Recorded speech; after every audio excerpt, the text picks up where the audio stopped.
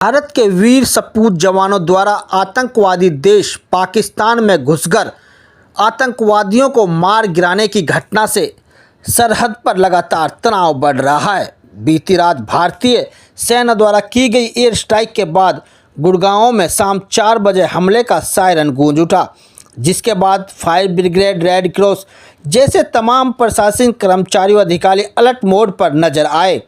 दरअसल ये एक मॉक ड्रिल थी जो कि किसी भी आपात स्थिति से निपटने के लिए पूरे देश में की गई। गुड़गांव में भी मॉक ड्रिल 5 स्थानों पर की गई। गुड़गांव के एक निजी स्कूल में इस ड्रिल का आयोजन किया गया। किसी भी आपात स्थिति से निपटने की रिहर्सल को दोहराया गया। वहीं स्वास्थ्य विभाग, fire department, NCC, NSS, civil defence, Red Cross की टीमों के साथ आग लगने की स्थिति में घायलों को बचाने के लिए ड्रिल की गई। इस दौरान तमाम विभाग के अधिकारी आपस में समन्वय बिठाते नजर आए। युद्ध की स्थिति में अगर हमले के दौरान कोई घायल होता है तो उसे किस तरह से इलाज के लिए सुरक्षित तरीके से एम्बुलेंस व अस्पताल तक पहुंचाया जाए, किस तरह उन्हें रिस्टोर किया जाए, इसको लेकर ड्रिल की गई। मौके पर मौजूद स्वास्थ्य विभाग के अधिकारी ने मीडिया से रूबरू होते हुए कहा कि देश में पाकिस्तान के साथ तनाव अपने चरम पर है, तो हमारे देश पर हमले की आशंका जताई जा रही है। ऐसे में अगर कोई हमला होता है तो किस प्रकार से लोगों को बचाया जाए, किस तरह से अस्पताल पहुंचाया जाए, इसको लेकर प्रैक्टिस की गई है। वहीं गुड़गांव के डीसीपी करण गोयल ने भी मीडिया को जानकारी देते हुए कहा कि इस निजी स्कूल में सफलतापूर्ण एक मॉक ड्रिल का आयोजन किया गया है। डीसीपी ने बताया कि आज शाम 7:50 से लेकर 8 बजे तक ब्लैक आउट रहेगा। इसमें सभी को अपने अपने घरों की लाइट बंद रखनी है और जो गाड़ियां रास्ते में हैं उन्हें धीमी लाइट पर या फिर बिल्कुल लो बीम पर गाड़ी चलानी है। ये हमारी जोन 4 की जो टीम थी जिसमें सालवन पब्लिक स्कूल को हमने चूज़ किया था।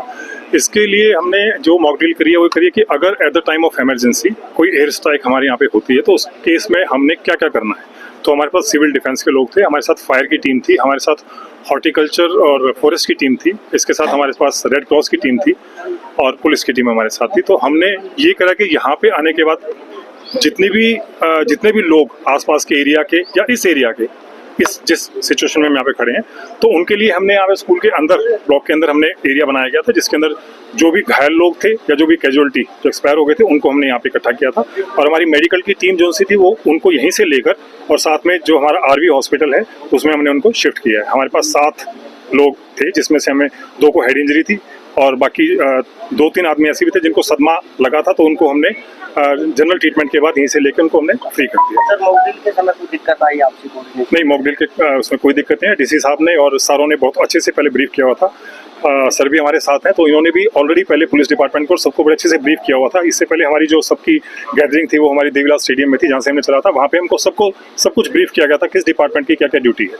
यहाँ पर हमने ये भी जो फायर डिपार्टमेंट था उन्होंने भी ऊपर तक जितने भी माले हैं इसके हैं उनमें सब में जाके चेक किया कि कोई आदमी इसमें घायल तो नहीं है कहीं, जहाँ जब अगर बाई द वे किस केस में अगर आग लग जाती है स्ट्राइक के टाइम पे तो उस एरिया को हम कैसे वैक्यूम कराएं और किस तरह से हम उन लोगों को बचाएं और कैसे उन लोगों को वापस लेके आएं।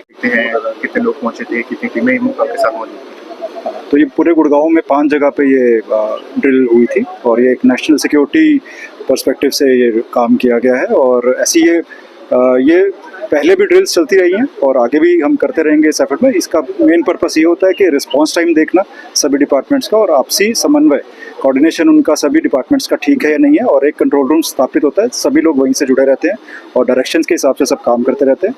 तो और इसी के साथ साथ जो सिविल डिफेंस या जो हमारी सोशल संस्थाएं हैं, जैसे जो आम नागरिक जोड़े गए हैं ऐसे राहत कार्यों के लिए, तो जैसे यहाँ पे सिविल डिफेंस के वॉलंटियर्स थे वो भी मौजूद थे और एसडीआरएफ की फोर्स भी हमारी बाहर से आई हुई थी, तो फर्स्ट आईआरबी जो हरियाणा की है, तो वो सभी यहाँ पे मौजूद थे। पुलिस को जैसी सूचना मिली तो यहाँ पे इस सालवन स्कूल में जो मॉक ड्रिल की गई तो उसके बाहर कॉर्डन लगाया गया, 2 लेयर्स में कॉर्डन ऑफ किया गया सारे एरिया को, और उसके बाद एक कमांड पोस्ट इस्टेब्लिश की गई। कमांड पोस्ट का ये पर्पस होता है कि सभी डिपार्टमेंट्स में जो भी अधिकारी या जो भी लोग आ रहे हैं वहाँ पे आते हैं, पहले गैदर होते हैं, वहाँ से अपना अपना ड्यूटी रोल जो भी होता है वहाँ से उनको बताया जाता है और वो अपना आगे कार्य करते हैं।